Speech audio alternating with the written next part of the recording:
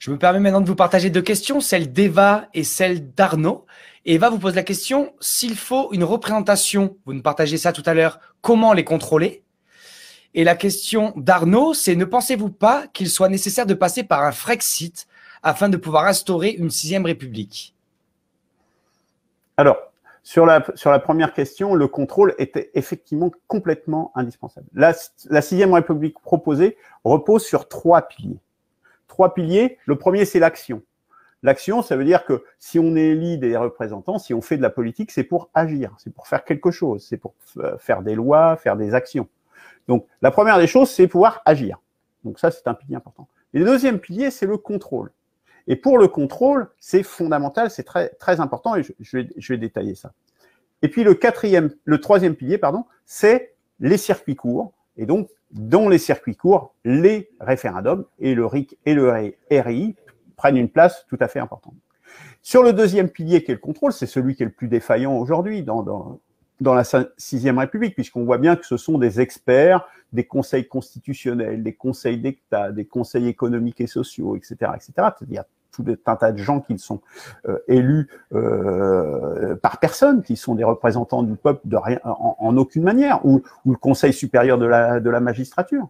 Donc, ce que propose la Chambre proposée par une perspective de la sixième République, c'est de supprimer le Sénat, donc d'avoir un régime parlementaire à majorité garantie, quasiment, hein, avec des mécanismes justement qui permettent de dégager des majorités.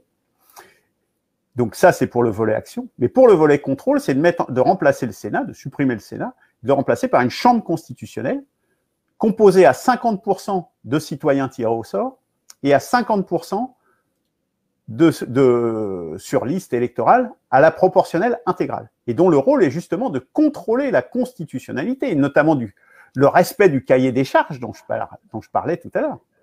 Que tout ce que fait l'exécutif, tout ce que fait le législatif, est bien conforme à ce que la Constitution permet, c'est-à-dire à cette émanation du peuple. Et si il y a hiatus, eh bien, ils invalideront. Et qui est responsable du processus électoral? Ça sera cette Chambre constitutionnelle. Et cette Chambre constitutionnelle, au-delà de ça, du coup, c'est elle également qui a le ministère de la Justice sort du giron de l'exécutif pour passer parce que la justice en tant que telle est avant tout un organe de contrôle, devient une administration sous responsabilité de la Chambre constitutionnelle.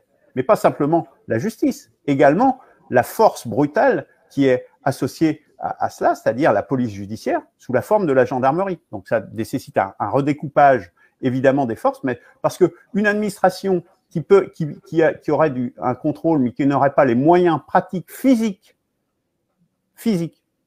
d'imposer ses décisions, non, c'est de la musette. Donc, ça veut dire que, effectivement, il faut couper l'État en trois parties. Hein.